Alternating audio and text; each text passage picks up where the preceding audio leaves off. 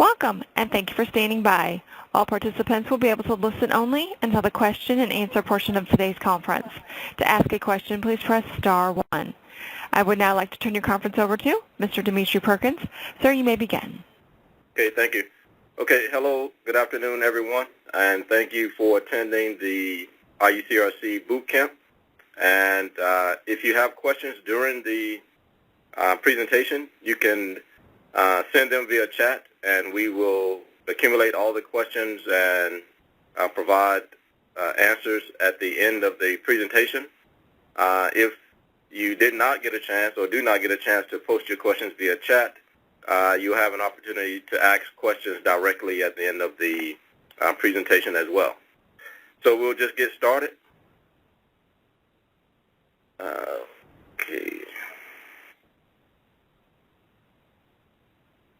Okay, so Prakash Balan is the IUCRC Program Director in Engineering. I'm Dimitri Perkins, SICE IUCRC Program Director. Thiaga is also a SICE IUCRC Program Director. Barbara, you want to introduce? Yeah, my name is Barbara Ransom. I'm the IUCRC link to the Geosciences Directorate. I'm Rebecca Farrell, IUCRC Liaison for Forensic Science. I'm Joe. I'm Joe Kliegman. I'm a AAAS fellow supporting the IUCRC program. Okay, so the agenda will follow what we have outlined here. We've given you the welcome and introduction. We'll talk about why one might want to create an IUCRC, provide a brief overview of the IUCRC program and the IUCRC model, including the current funding model under the most recent solicitation. And then we'll provide some feedback on selling your site or your proposed center and developing an elevator pitch. And then we'll discuss some best practices for developing your planning grant meeting, and then we'll have a question and answer session. So why are you here at this boot camp? Fundamentally, we want to maximize your potential to have a successful planning grant meeting and then to submit a successful proposal. So exactly what is an IUCRC? An IUCRC is just a mechanism to enable industry-relevant pre-competitive research via partnership among industry, academia, as well as government. And so an IUCRC, a center, is comprised of IUCRC sites. Those are the academic institutions, which include both the faculty and the students. And so, for example, we have an existing center focused on software security that has 3 institutions, Ball State, Virginia Tech, and Georgetown.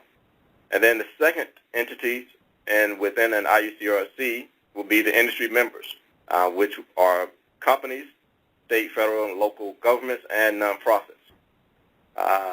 The key point in an IUCRC is that it should focus on pre-competitive research, and the industry members are, in fact, the ones who would drive the research direction of interest within the center itself.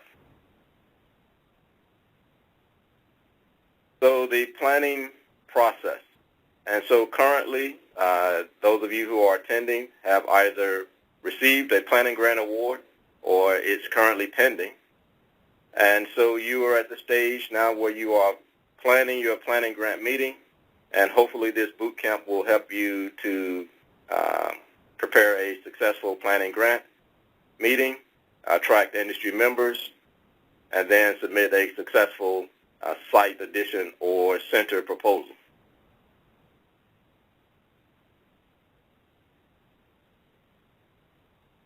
So why create an IUCRC? So fundamentally, the IUCRC program is much different than your basic research proposal. If you have an interest in IUCRC is because you have an interest in bridging the gap between fundamental research and actual commercial product. And so I'll start with an example here of a Phase 3 center. And this is one of the successful centers funded within the current portfolio of centers, the Center for Child Injury Prevention Studies. It's a Phase 3 center, which means it's been in existence for at least 10 years. In 2005, it started with 6 members. It has, in 2012, it had grown to 26 members, received several awards. This is the Center Director for CHIPS, providing testimony before Congress. And so this particular center illustrates some of the significant impacts that a successful center would have, not only in developing technology, but also influencing policy and various standards or regulations. So a successful IUCRC would also be expected to have generate significant innovation. This is another IUCRC focused on sensors and actuators. Over the years, it has had 100 plus industry members, 30 startup companies, and a projected economic impact of over $1 billion. And so we can see that participating in IUCRC is fundamentally different than just basic research. It's very similar to starting and growing your own startup company. Additional impacts of an IUCRC obviously would be producing students with the depth and breadth of knowledge to conduct fundamental research, applied research, not only in an academic setting, but within the scope of industry as well. So to summarize, the IUCRC is a trusted partnership between industry and university. The aim is to continuously transmit research advances to industry, train students as industry's next generation of innovators, provide value to all the partners, and it's important for the PI to understand that the partners include the university as well as industry. And then the fourth point is to grow the U.S. Economy and innovation capacity. So the IUCRC program. The IUCRC program has been around for about 40 years. The mission and vision remains the same, to leverage NSF funds with industry to support graduate students for performing pre-competitive industry-relevant research, to contribute to the nation's research infrastructure by developing partnerships between the 3 industry entities, industry, universities, and government. And so currently, the IUCRC program has about $20 million in funding. We support over 2,500 students. This is as of 2015. 1,100 senior research investigators and approximately 1,200 industry members within the entire portfolio of IUCRCs. And so the map that you see here shows a distribution of IUCRCs, 52 of which are funded by engineering, 23 are funded within SICE.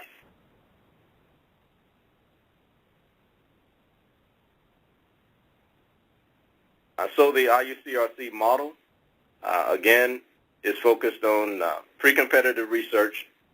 It intersects the typical academic research and perhaps development type work that's typically conducted within industry. But it's also important to understand that this research portfolio, the projects that are conducted within the IUCRC, they are shared. Any intellectual property generated from those projects are shared among all the industry members. And so this is very distinct than contract research where a single industry member would negotiate a contract with the university. And so the IUCRC model is very distinct in that all members will sign the same membership agreement, and the intellectual property generated from an IUCRC must be shared by all industry members.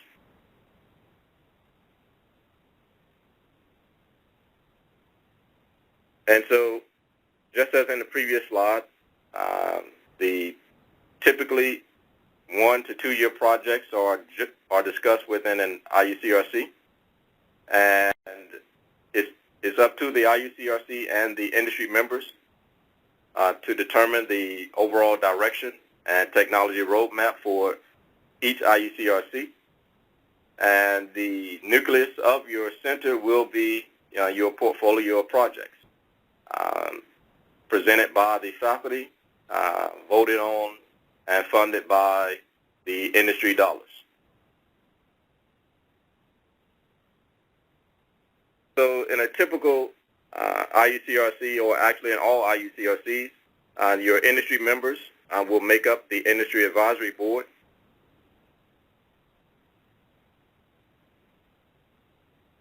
The center leadership, that is the IB, and the center directors or faculty will collaboratively design your center or technology roadmap. Based on this technology roadmap, each year a center has a minimum of 2 meetings. At each meeting, new project proposals will be presented by faculty.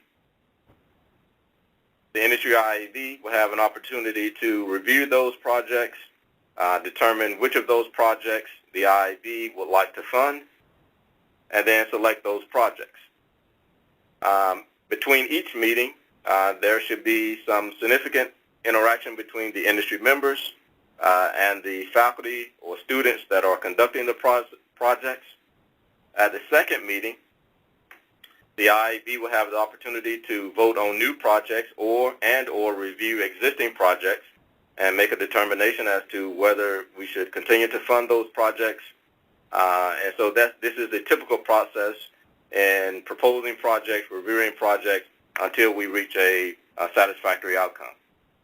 And so this cycle is the typical cycle taken by all IUCRCs, at least 2 formal meetings per year, where projects are presented, reviews take place, and industry has the opportunity to evaluate new proposals and make decisions on existing proposals.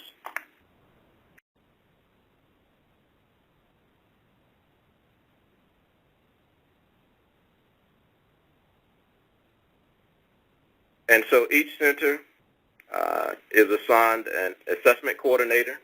The assessment coordinator is responsible for evaluating the center and providing feedback to NSF. This is just a mechanism to help make sure that the center is following best practices and is on the right path to sustainability. And so the NSF assessment coordinator will attend both meetings per year, provide feedback to NSF and the center leadership.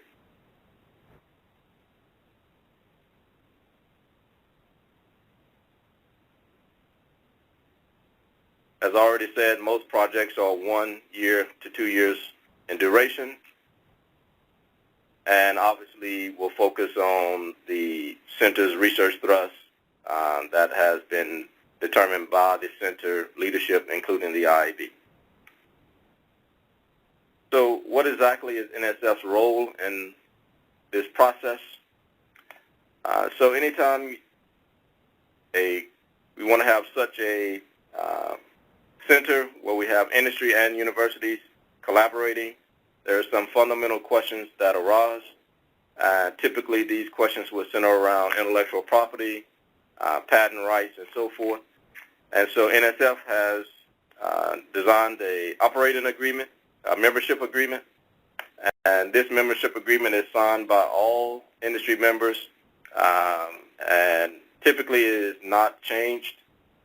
And so this is not something that each center has to do for each company.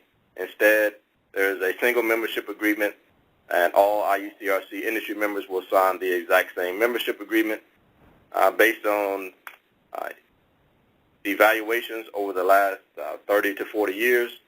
NSF also has a set of best practices that we encourage IUCRCs to utilize. All of this information is available via IUCRC.org. And then, of course, NSF provides seed funding, which is used to operate the center. The actual research funding is provided by your industry partners.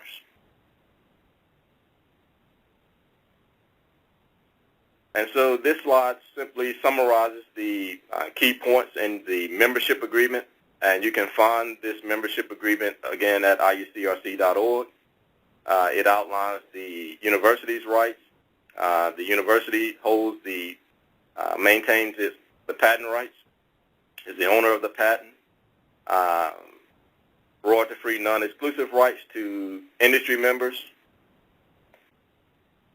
If a company or the IAB wish to exercise their rights, then the IAB would pay the patent application. On the other hand, if only a single company wants to seek a license, then that company, that member, could negotiate with the university for exclusive fee-bearing license. There's a publication delay clause listed in the membership agreement that requires the university to provide access to all publications prior to all articles prior to publication by PIs.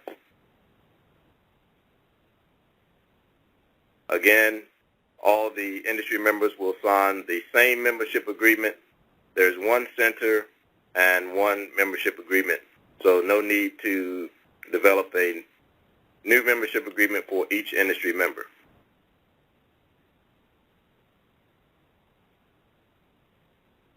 In addition to the basic membership agreement, there are also two additional options for open source and public domain operation. And if you take a look at IUCRC.org and look at the template there, you will see instructions on how to modify the agreement based on these two options.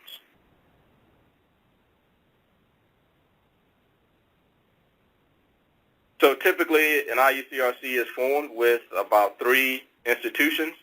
The expectation is that the IUCRC would expand and include additional institutions. NSF only funds a single center in a given research thrust area. So additional institutions that want to develop IUCRCs in the same thrust area, then we recommend that they join the existing center already operating in that domain. And so the current solicitation provides a mechanism that allows new institutions to become sites in existing IUCRCs. We also provide mechanisms to establish international sites, and both international and national sites must also have the approval of the existing IAB. So based on the current solicitation, there is no idea of a collaborative proposal. Each institution must submit an independent proposal. Each proposal will be reviewed independently based on its own merits. Of course, there's an expectation that some of the content will overlap, given that it's the same center. You would have the same research thrust, management, and so forth. But each institution must make a case as to why it should be a member or a site within an existing center. The lifetime of a center is up to 15 years, 3 phases, 5 years each. Any new site, any site that joins an existing center will join in the phase of that current center.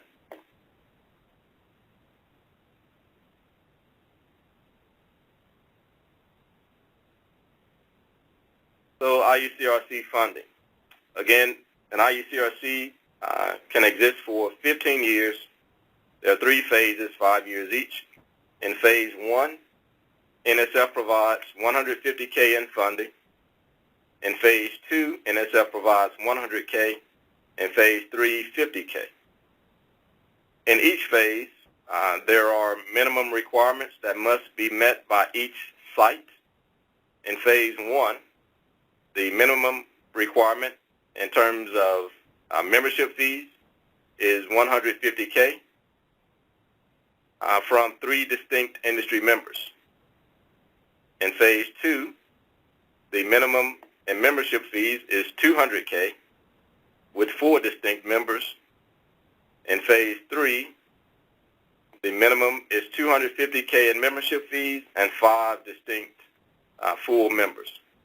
And so the rationale here is that NSF funding should decrease at each phase, while industry funding should increase, thereby producing a sustainable center at the end of the 15-year period. It's important to note that all membership fee requirements, the minimum membership fee requirements, must be in cash.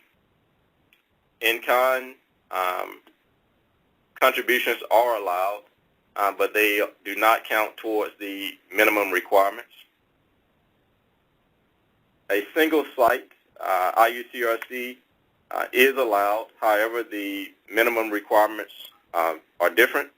So for a single site IUCRC, $400K in membership fees and 8 distinct full members at phase 1.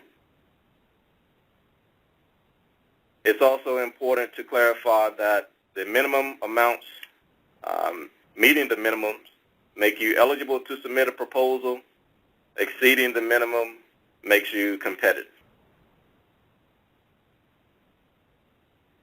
So in addition to the base funding, the IUCRC program also provides additional supplements, REUs, RETs, veteran research supplements, and we also have the IUCRC clusters for grand challenges.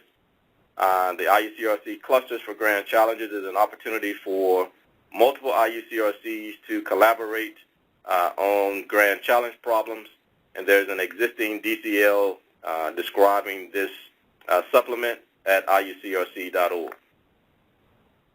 For those IUCRCs that have federal agencies as members, then there is a mechanism that allows those agencies to become members by utilizing MIPRs, and they could MIPR funds via NSF, but there's also an option that in the membership agreement now that allows federal agencies to directly sign the membership agreement and become members without any NSF involvement.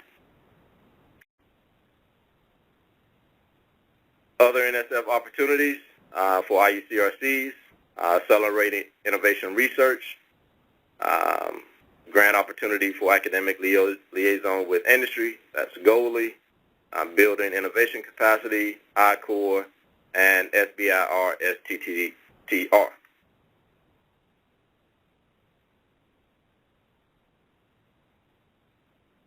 So in addition to your basic or your base funding, it is possible to receive additional funding in phase 2 and phase 3. And so if we take an example here, if we take a phase 1 site, the minimum for phase 1 is $150K in membership fees per year over a 5-year period. That would be $750K in membership fees over a 5-year period for a phase 1 site. If that site, on the other hand, collected $1.2 million, that means the site has exceeded the minimum by $450K, and NSF would provide a match of the excess up to $250K. And so in this case, we exceed by $450K, NSF will provide $225K, which is 1/2 of the excess. So in phase 2, the site would receive the 100K as already specified, plus an additional 45K for each year of phase 2, which would equal the additional 225K bonus that NSF provides. In a similar example, you could receive a bonus when transitioning from phase 2 to phase 3, in which case a site would receive the base funding of 50K per year, plus an additional 50K per year in terms for the bonus. Based on this example, the minimum membership would be $1 million in membership fees, but there's an excess of 500K. The bonus is $250 over the 5-year phase 3 duration. So this, the rationale here is to incentivize IUCRCs and reward those IUCRCs that are performing quite well.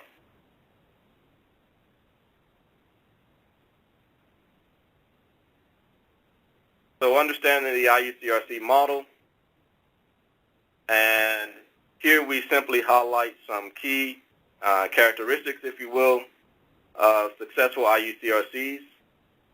I think it's fair to say that a successful IUCRC depends on several factors, but 2 are quite clear, and that is the strength of the center director and the site directors and the industry participants. And so here we try to highlight some key characteristics of site directors: experienced senior academic leader, respected in his or her field, must value the industry academic relationship, must be able to clearly articulate the center's activities, must be able to organize and manage the entire center. That includes the research component, the meetings, planning of the meetings, the relationships with industry, the relationship within the university. And the final one, the center leadership, obviously will receive feedback from industry, will receive feedback from NSF, will receive feedback from the assessment coordinators, some of which may be critical. It will be very important for the center director to persevere, take advantage of the resources available via NSF, available via his or her university, and continue to direct and lead the center.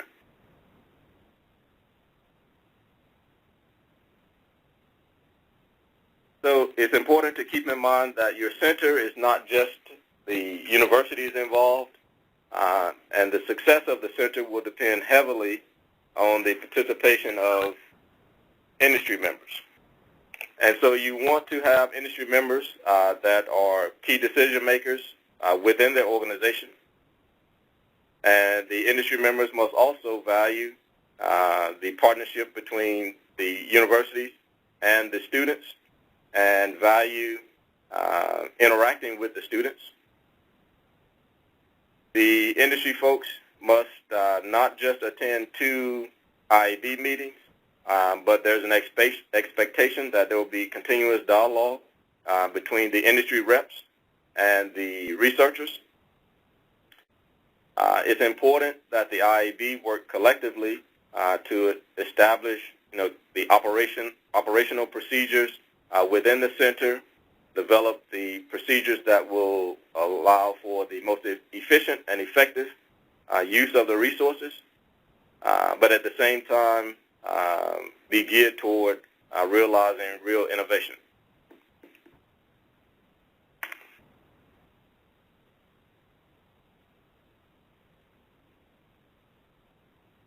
So selling your site or center. So when we're developing our IUCRC, it's important to understand first that clearly there's an expectation that the center faculty, PIs will be technically strong. in a particular research area. But it's important to understand that the industry folks, those are the customers. And so you want to be able to understand how to strategically address your industry needs or the industry sectors that you are focusing on. And so the first job then is to attract strong industry members that share your enthusiasm for a particular area, and then tailor your ideas to address those organizations and their fundamental problems. So who can be an industry member? An industry member can be a private company of any size, local, state, or federal agencies, trade organizations or associations.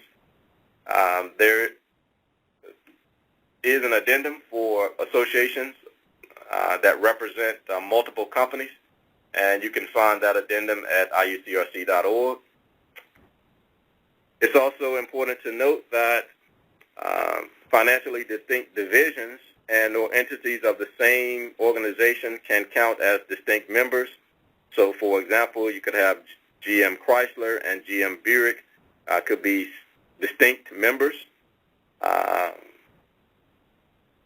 The Army Research Office and Armaments, Weapons, and Materials could be distinct members of a single IUCRC and count towards the minimum. Organizations affiliated with your university can be members, but they would not count toward the minimum IUCRC requirements.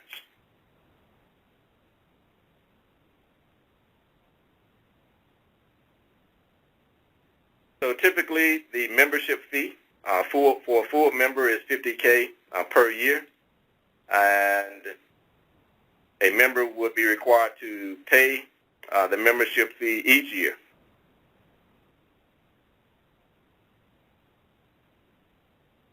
So as you pursue companies, this slide is just intended to provide you with some information on why companies actually join IUCRCs, based on the research that NSF has done and the data that we've collected, there are some very key reasons why industry folks will join IUCRCs.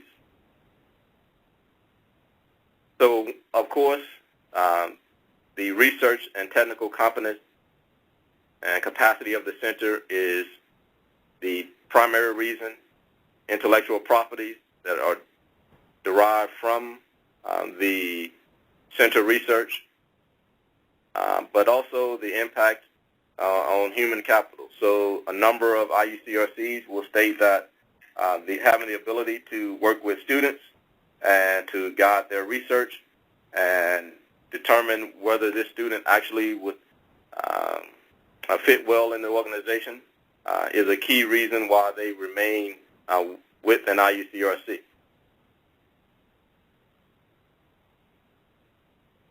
And so as you are recruiting members, you want to generate or to convey the message that IUCRCs are strategic investments for the industry members, and that being a member of an IUCRC actually does contribute to the organization's bottom line. It provides important R&D at minimal cost, and so if a membership fee to join an IUCRC is $50K, and you have 10 members, that means a single organization is providing $50K but has access to over $500K in R&D. And so that's a significant way to leverage a small investment.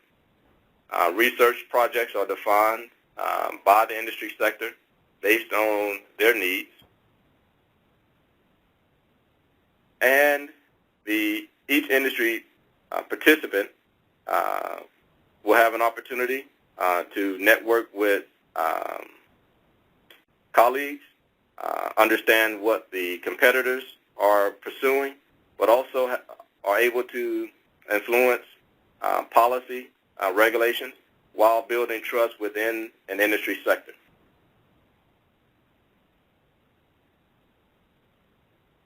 So this slide is just some data from a a single question that NSF poses as part of a survey. How effective are the following activities in generating new leads for new members? You can see that the first three involve in some way personal contact with a representative from the industry. And the last one, last trade shows and ads, all contribute greatly in the process of recruiting. But I think you can see easily that the primary means to attract industry members is through personal contacts and contacts via your existing industry advisory board.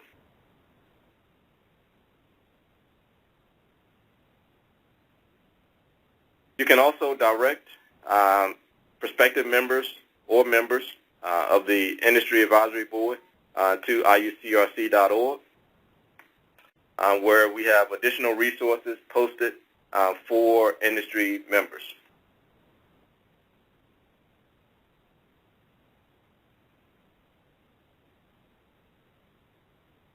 Again, this slide just outlines some of the key marketing messages that you would want to deliver to prospective members.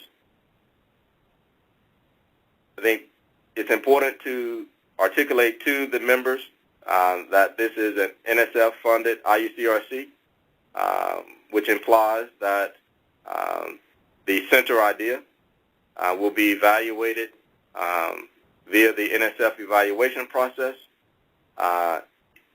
External evaluators will be assigned or are assigned to all IUCRC centers to hopefully ensure the success of the center.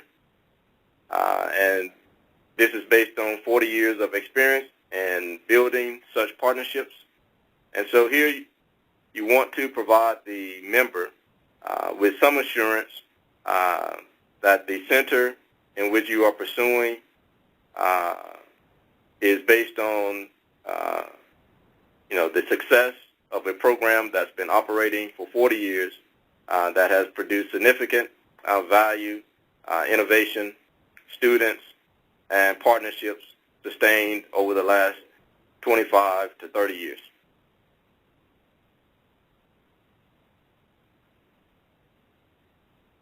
So another key message you want to deliver to the IUC, to the industry members, if you look at the third bullet there, in most institutions, the overhead rate is greater than 50%. Within the IUCRC model, 90% of all research dollars, all industry funds, go directly towards research. And so this is a significant savings when you compare the IUCRC model to a contract model, for example. In IUCRC, in many cases, the university actually waives the 10% overhead, and 100% of the industry dollars will go directly towards research and support of students and conducting the actual projects. In most cases, the IUCRC has multiple sites, multiple institutions. It's important that even as a site, that you are not selling a single site. You want to convey the message that when a member joins, even if that member joins via a particular site, that member has access to research being conducted throughout the entire center. So it is not dependent on which site an industry member joins. The entire portfolio of research, any intellectual property that's generated, each member has access to the entire portfolio.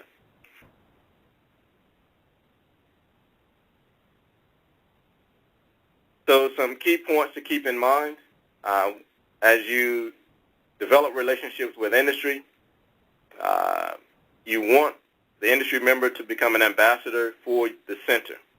So an ambassador within the organization, an ambassador within his or her own industry sector. And so as your industry rep, should be glad to invite other members to your center. And so you will see that this person will be very important in developing not only the technology roadmap, but also providing you with the opportunity to interact with other companies that may also become members. And so you will notice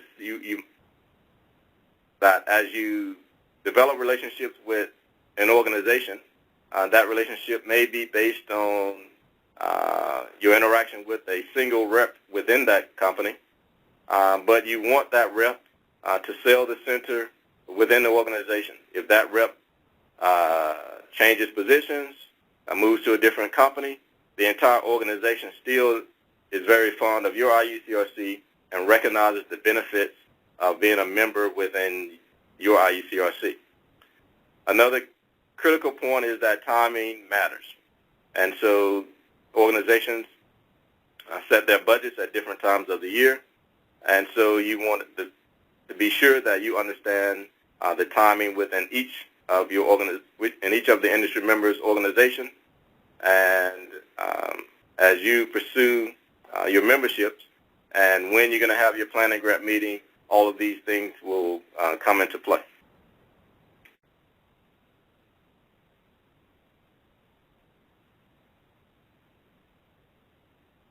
So launching and growing a successful IUCRC, I think it's clear now that it entails many challenges similar to growing or launching a startup business. You want to have a successful core of industry members, but to obtain such a core will require a great deal of work in discovering who those members are, acquiring members, retaining members, all require a great deal of work, a great deal of coordination among all of the center leadership. You need to understand clearly, what is it that your particular center offers? What's the value proposition? And this should be stated very succinctly. And of course, you need to know how to approach, interact, and convince your customers that this value you claim is actually somehow novel or unique. And so that'll take us to what is your center's elevator pitch. So what is your center's business? What is it that you do?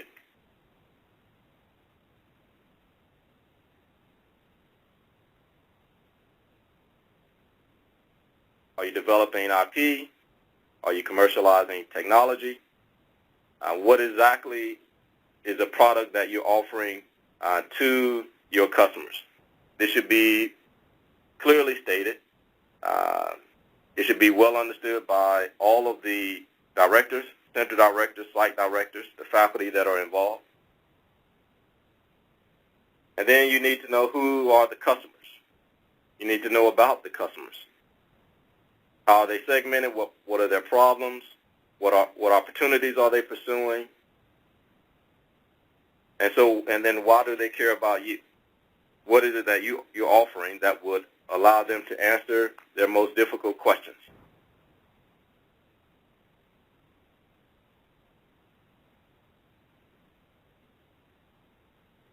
So we might say there are two primary customer segments, people that sit on your IAB. And again, those could be for-profit companies, nonprofit, state, local, and federal agencies. But you must also keep in mind that your institution is also a customer. And so your administration will need to invest resources. And so part of your job will be to convince your institution why they should invest resources in your IUCRC. You will want to engage your colleagues and faculty to conduct research and give over their time and effort to participate within your IUCRC. And so you will need to convince your colleagues why this is a worthwhile investment. So this slide is really just an exercise for you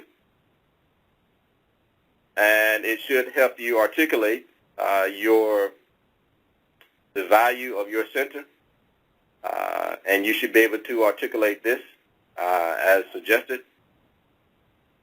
within a rod and an elevator.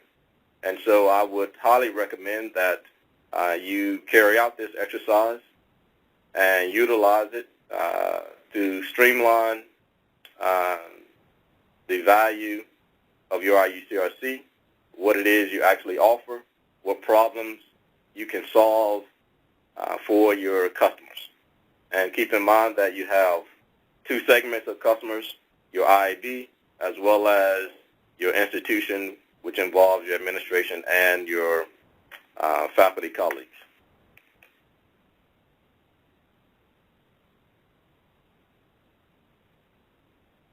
So your planning meeting. So currently we're at the pre-planning meeting stage, and you need to cultivate interest in your IUCRC or your proposed site, recruit prospective members to attend your planning grant meeting, and then you want to organize an effective meeting. So let's see what that looks like. So it's very important that you work hard to convince your prospective members to actually attend your planning grant meeting in person. An effective question, after all you heard, don't you want to come to see for yourself, all right? The result, they come to the IUCRC planning meeting to check it out and see who else comes. This requires that you work hard to convince prospective members to actually attend the meeting. What we find is ineffective is when you talk with an industry member and you say, we had a really exciting meeting, but it happened 2 weeks ago. I can tell you about it on the phone. It's just not as effective as having the prospective meeting, having the prospective member at the meeting, understanding what the capacity and expertise of the center, understanding other prospective members and why they might be attending the meeting, the opportunity to network with those prospective members is much more effective in recruiting than a one-on-one phone call from the center PI.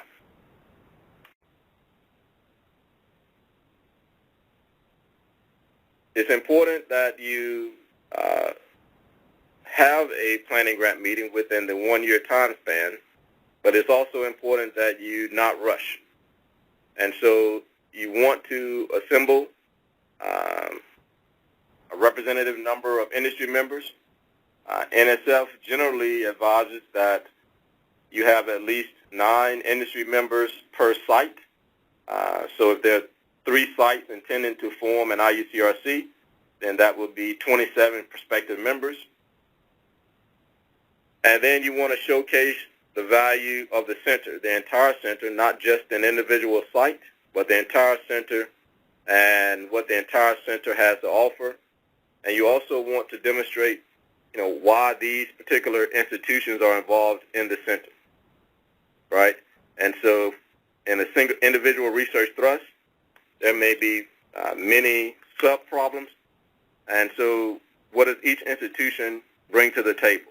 Does it allow collaboration and solving problems that otherwise wouldn't be solvable? And so you want to be able to demonstrate that we have a functioning center that will be heavy on collaboration and that we need all of the participating sites to carry out our goals. And so on the one hand, you are showcasing your capacity and expertise, but at the same time, you must understand that the industry folks are asking the question, how will joining the center benefit my organization?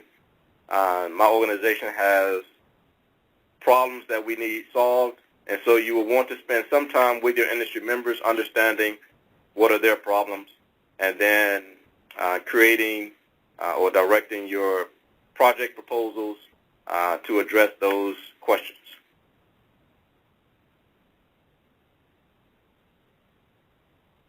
So planning tips. Again, you want to have a representative number of members based on the number of sites that are creating the IUCRC. You want to articulate the value of the IUCRC model itself to the prospective members.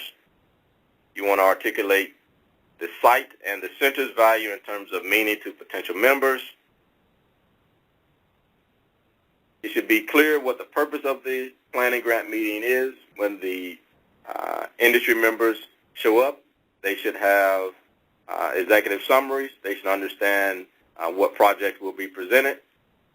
And you want to give the industry members enough time to review membership agreements. All of these things will provide a strong foundation for the success of the meeting, as well as your success in obtaining actual firm financial commitments after the planning grant meeting.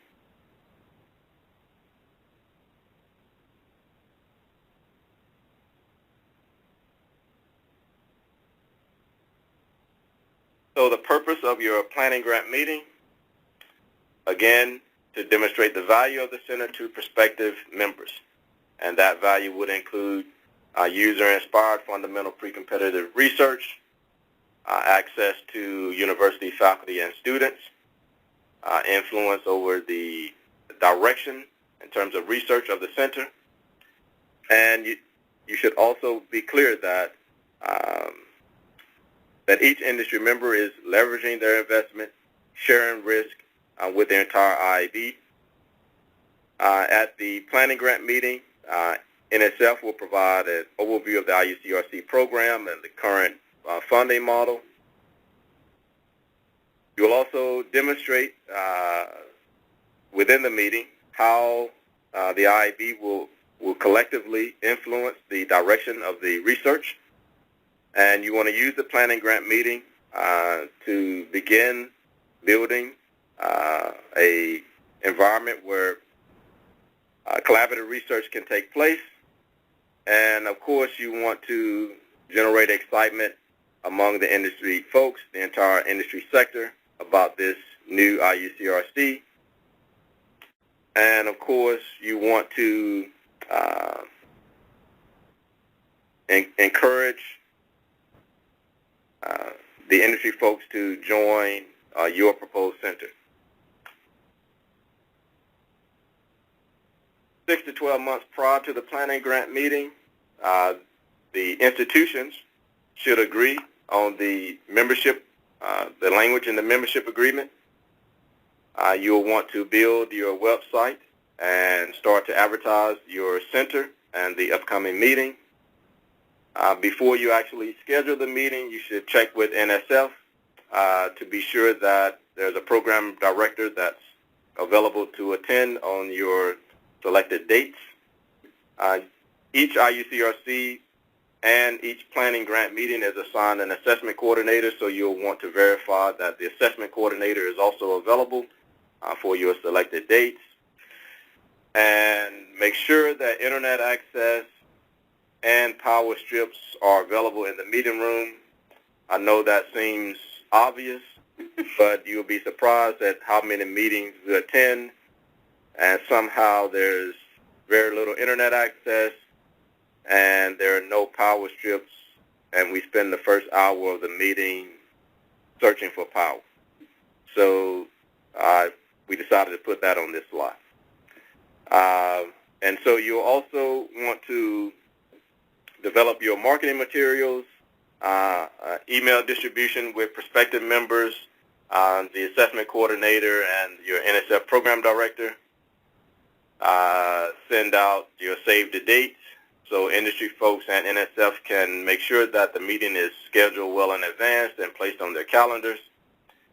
And make sure that you are meeting all of the program requirements as defined in the current IUCRC solicitation.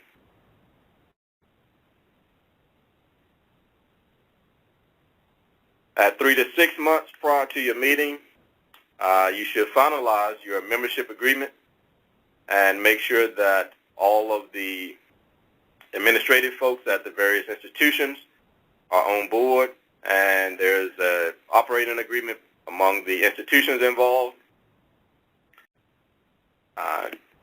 You should already be aggressive, but continue to be aggressive in recruiting industry members to attend the planning grant meeting.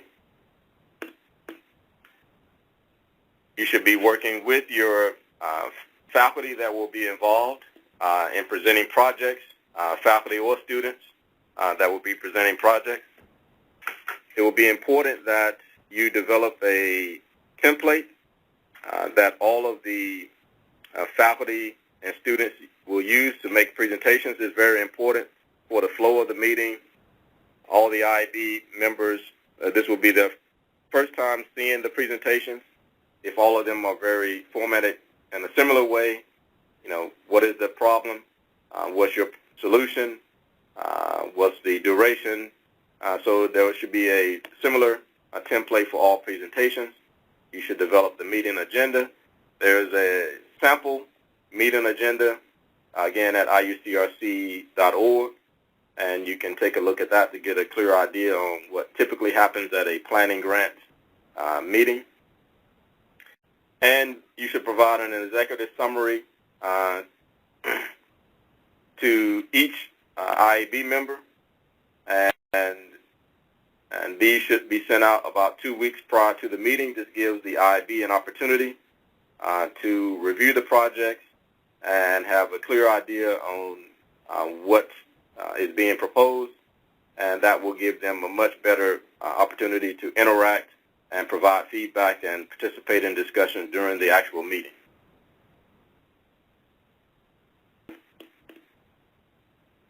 So in the planning grant meeting, it's important that the center and site directors in their initial presentation, overview of the center, to understand that you are selling the center, the individual sites, your research capacity, the facilities that are available, the expertise of the team, the quality of the students. All of these things should be made clear within your presentation. Your presentation should present a clearly united center that's comprised of multiple sites. And it's important to understand that this is not a research seminar or presentation at a research conference. It's a sales pitch to industry. Each presentation, I would say, is 10 to 15 minutes max, and you're answering the key questions. What's the state of the art? Why is this relevant to industry? Is there a clear timeline of milestones? What are the deliverables? How long will it take? What the personnel required, perhaps in number of students, and how much funding does it require?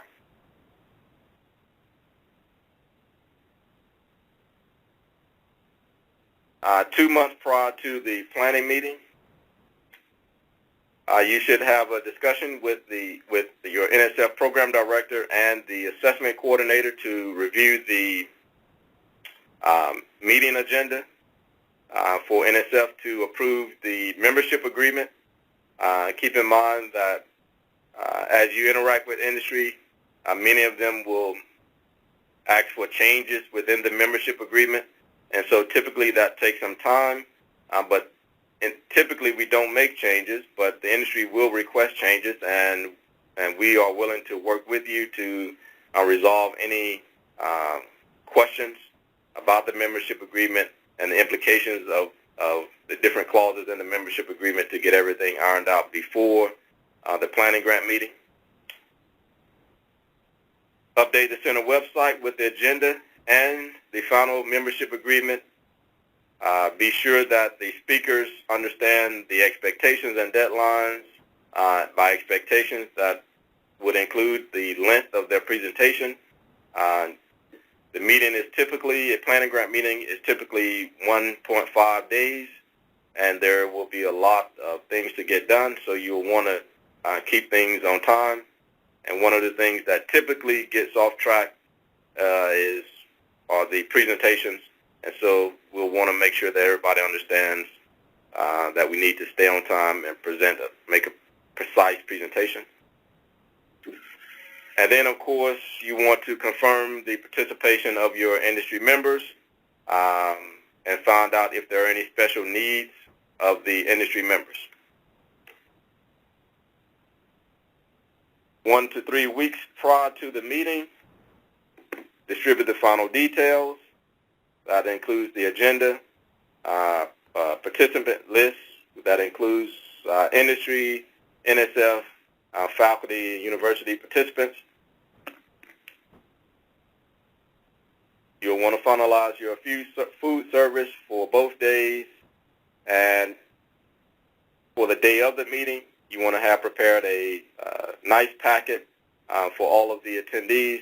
That includes the agenda, a participant list, the membership agreement, instructions for logging onto the internet, your center mission and vision statements, executive summaries and presentations, and paper copy of the life evaluation forms. The life evaluation forms, the assessment coordinator will provide the details of the evaluation process.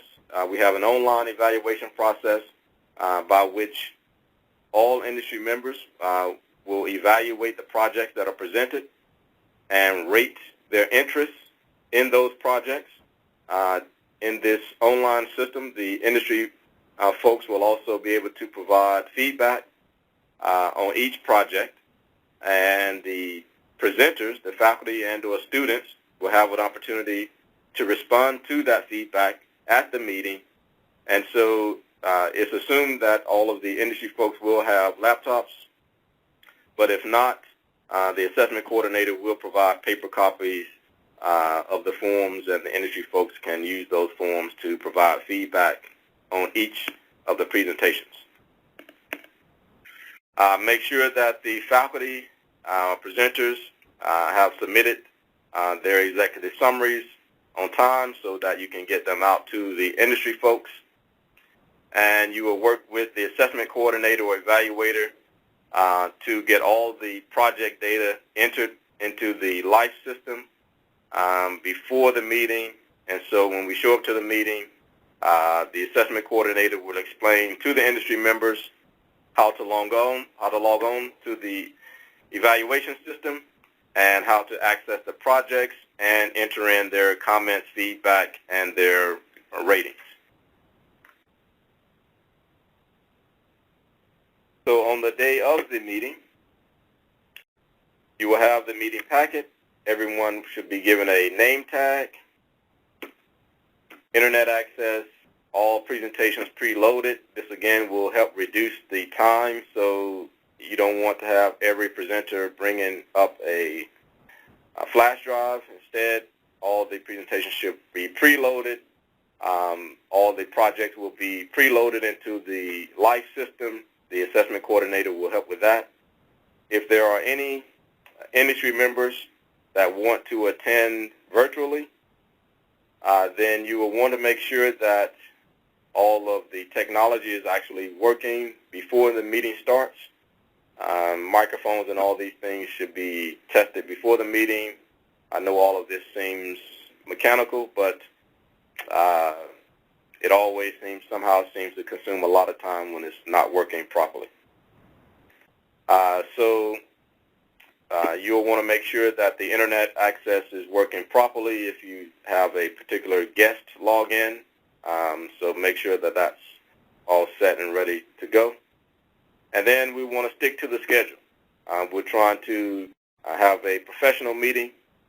We stick to the schedule, as few disruptions as possible. And an important thing that you want to do throughout the meeting is to engage the industry members. And so we don't want to have a meeting where the universities or faculty are simply lecturing to the industry folks. You want to constantly encourage discussion and feedback from the industry members. so that they can take ownership of the center, if you will, and begin the process of developing relationships, not only with the university faculty, but also with each other. It's often helpful to have a reception the day before the meeting or the evening of day one. This, again, is an opportunity for the industry to interact with each other, but also an opportunity for the faculty and students to interact with industry and get additional feedback.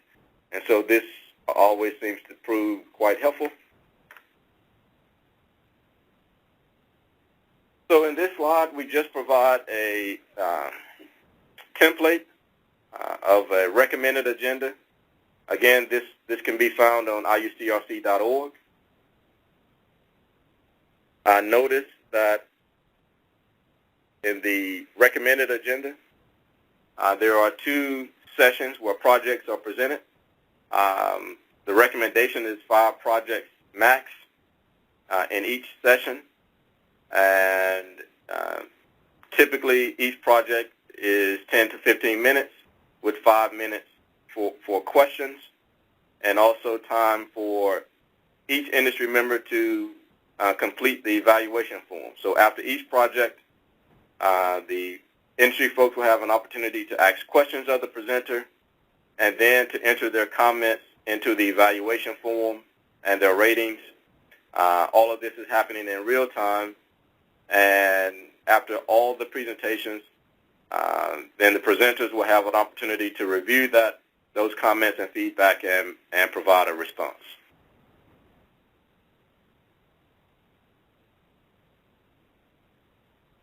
And so on day 2, and the second session is where the center will provide a response to the feedback that industry gave in day 1. There will be an NSF closed door session with the industry members and NSF program director only. And in that session, industry will be allowed to ask questions of NSF, and NSF will try to gauge the interest of the industry members and provide that feedback to the center leadership.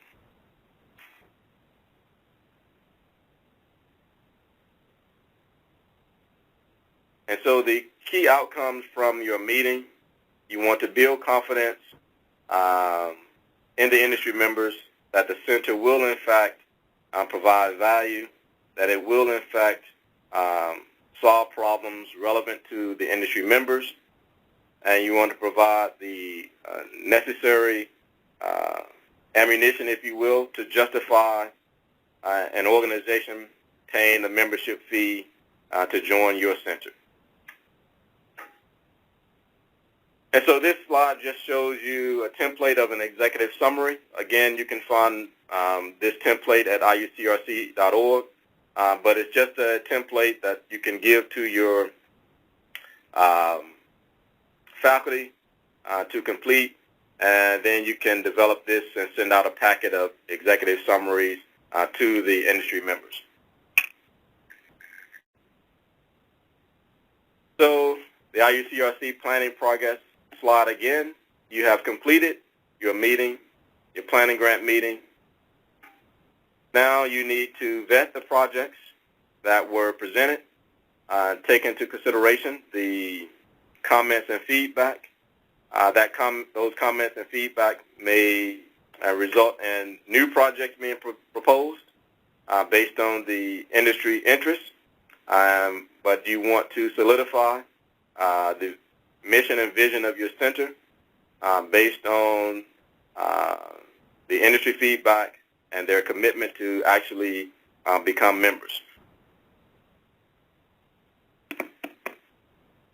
Okay, so key outcomes are better align the center focus with the industry sector. Again, this will be based on interaction at the meeting and even post-meeting. This may result in adapting or changing the proposed projects. It may also lead to new projects. Industry often will see a proposed project and may request that it be adapted to solve a particular problem or application domain.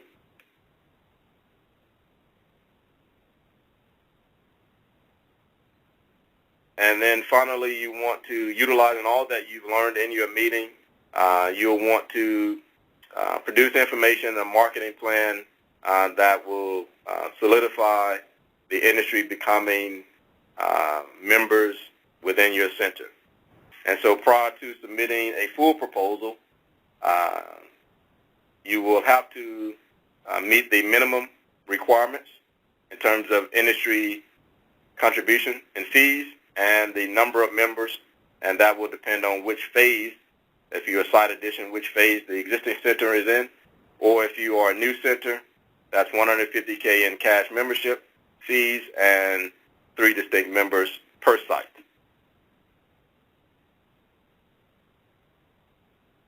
So in summary, regarding the planning grant meeting, if you just received your planning grant, you should be planning now. It will definitely take some time to plan adequately. Pay attention to the details. This will make a big difference in a good meeting and a great meeting. And by details, just the flow of the meeting, the attention to the presentations, making sure that they follow a similar template, making sure that the room is conducive for making presentations and allowing feedback, making sure that the industry folks have access to internet as well as power for their laptops. And so the attention to detail will be very important in carrying out your meeting. Obviously, this is in addition to having technically strong presentations. We like to encourage that students be involved in the meeting wherever possible, whether it's making presentations, whether it's at the registration desk, whether it's in the poster presentations during the reception hour. It's very important that the industry folks have an opportunity to interact with students and understand their capabilities, their ability to present their ideas. And so we strongly encourage student participation wherever possible. It's also important to understand that you will have a variety of industry folks there, some with different expectations, and so you'll want to spend some time understanding the goals, expectations of each industry member, and so that the center can adequately address those expectations and perhaps develop some synergistic strategy that allows for the variety of members to all have their needs met.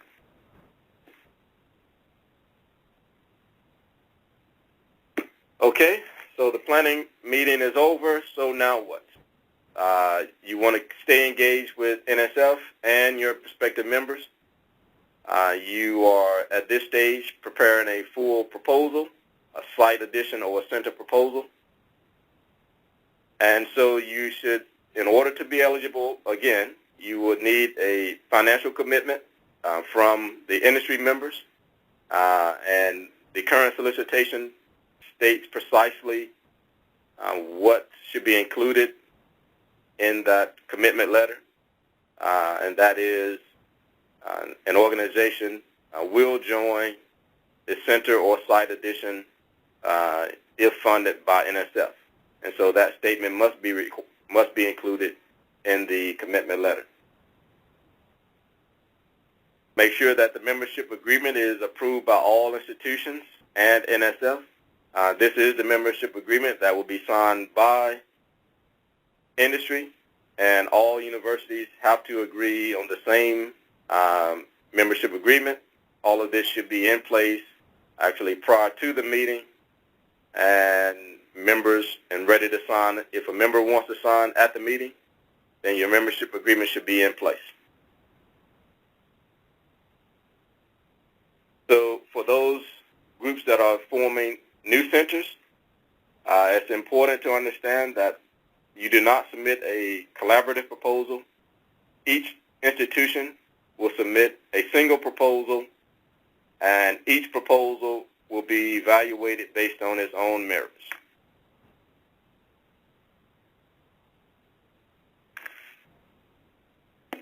And we'll state again, launching an IUCRC is not just about having a center. It's about figuring out what strategically makes more sense to the industry sector you are going after so that your center can attract and retain those companies, and your proposal can make a much more compelling case and be reviewed much more favorably. Buzzword between now and your Phase 1 submission is listen. Listen to your prospective members and to NSF guidance.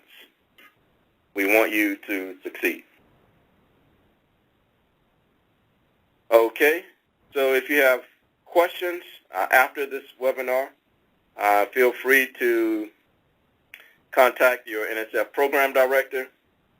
You can also view the NSF IUCRC webpage at IUCRC.org. You can also view all of the existing centers and other resources available for IUCRCs.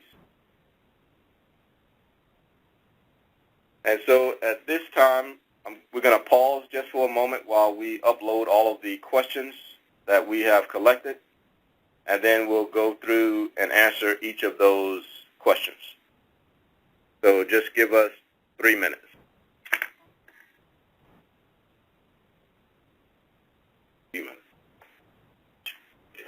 I mean, I'll do this.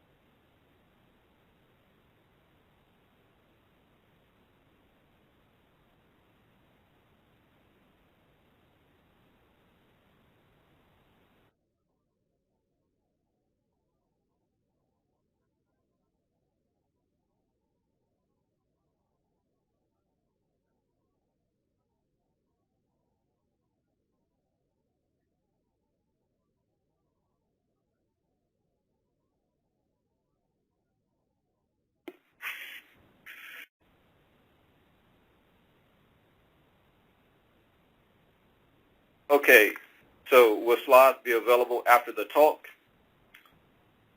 Yes, they will be. A recording of the presentation and the slides will be available after the presentation. What is the typical involvement from the state government? Can they assume an observer status without being a paying member?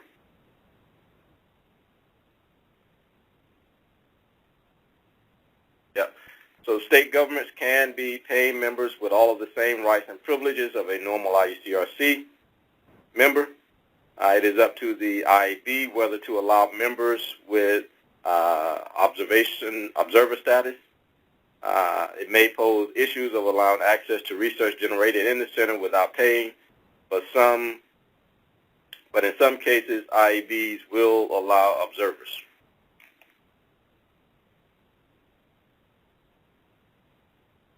Yeah, there's another question.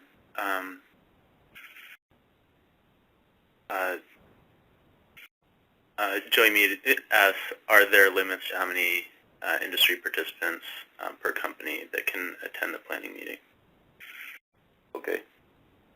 So one question here is there a limit on the number of representatives from a individual company that can attend the planning grant meeting?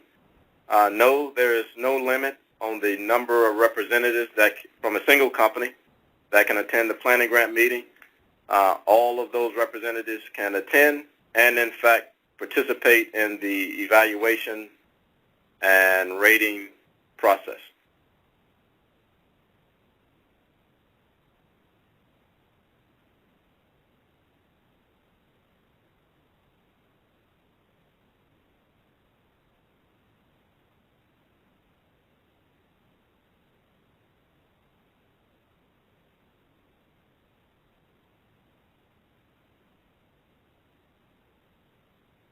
So, Julie, this is Dimitri Perkins. We can open the line for questions now.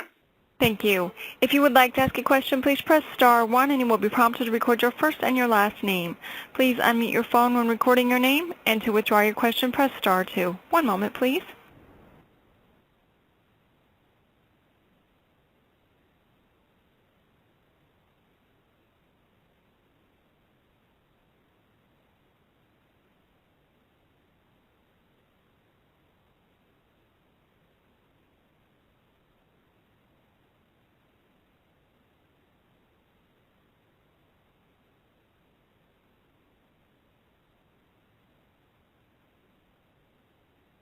Do you have a question? One moment.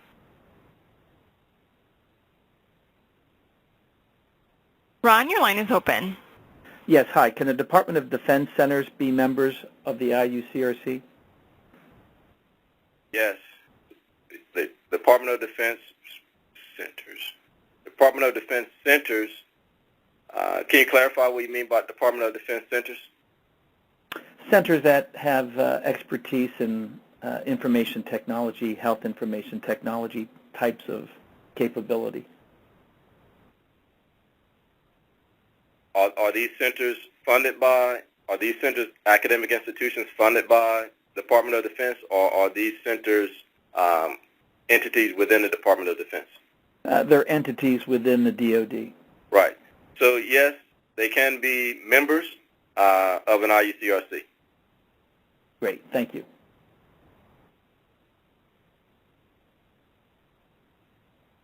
There's an additional follow-up from Joey Mead.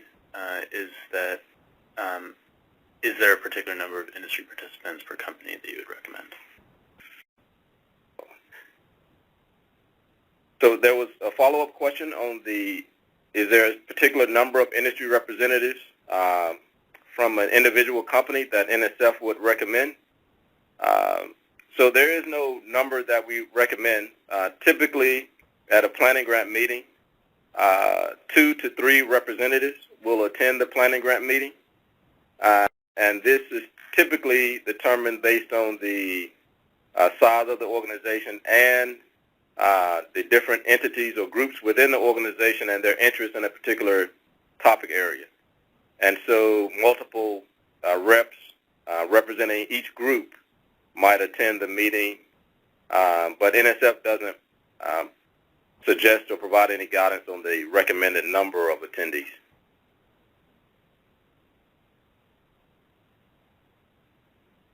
There's an additional question. As a state agency, state universities generally do not accept indemnification clause, which is now included in the updated membership agreement. How should we go about resolving this? So there's a question regarding indemnification clauses and state laws that will prevent the university from accepting such clauses. And so if there's a question, then just contact your program director and we can work out the details. This question comes up often, and so there is a solution in place to address this question. So just contact the program director.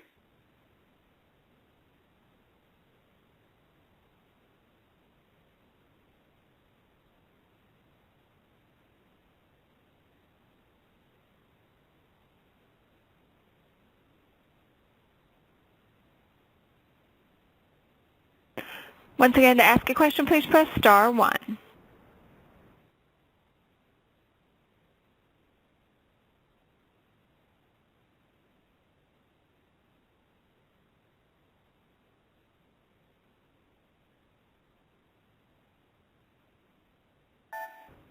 You have another question online. One moment.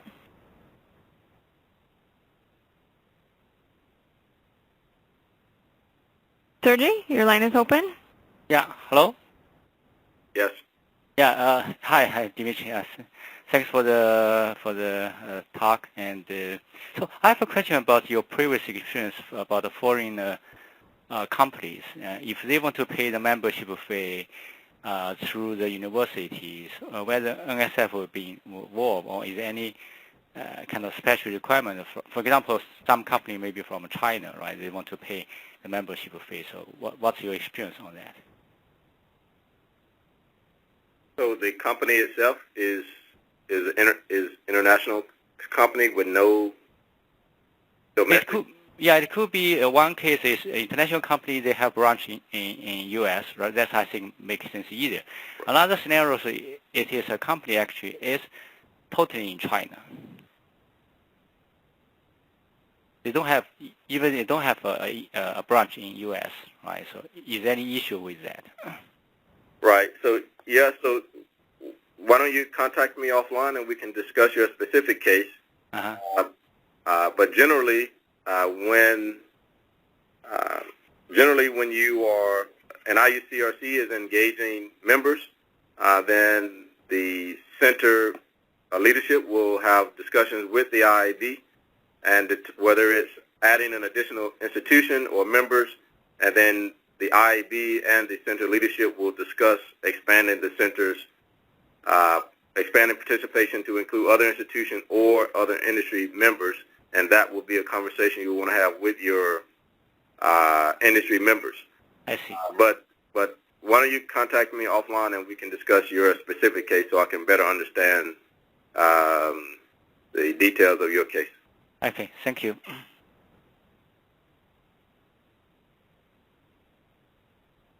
Once again, please press star 1.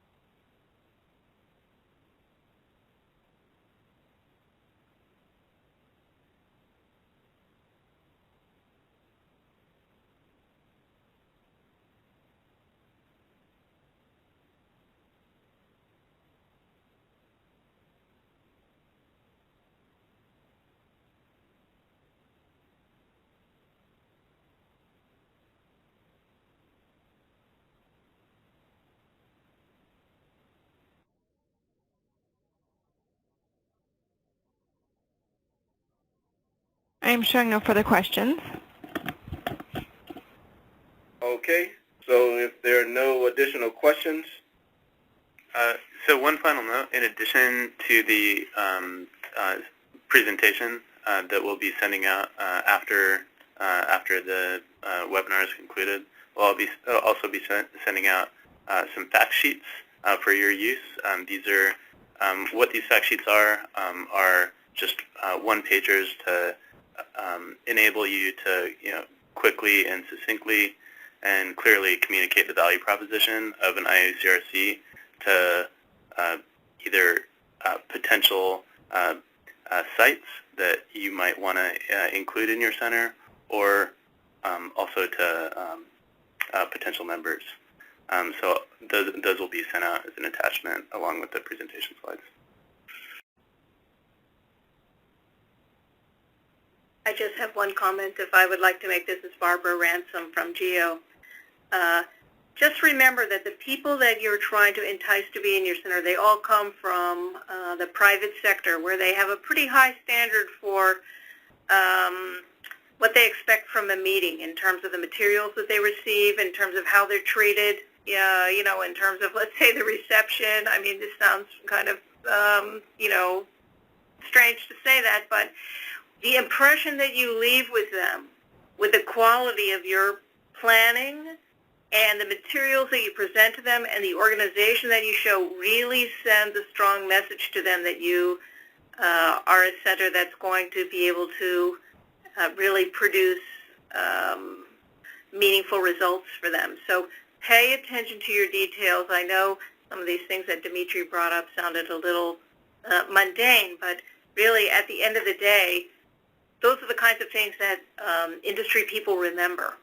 They remember when things go awry, or it's kind of a scruffy meeting room, or, you know, it really wasn't a very professional kind of a presentation to them. They will remember that. So put your best foot forward on all of these aspects because it's the impression that you leave is really key for them.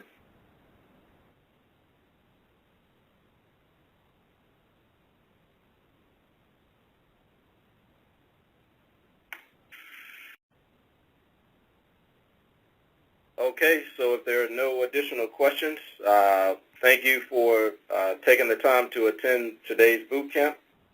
We all look forward to working with you and helping and serving you and helping you to succeed at your site addition or new IUCRC. And feel free to contact your program director should you have additional questions. Okay, thank you very much. This concludes your conference, and you may disconnect. Once again, your conference has ended, and you may disconnect. Thank you for joining.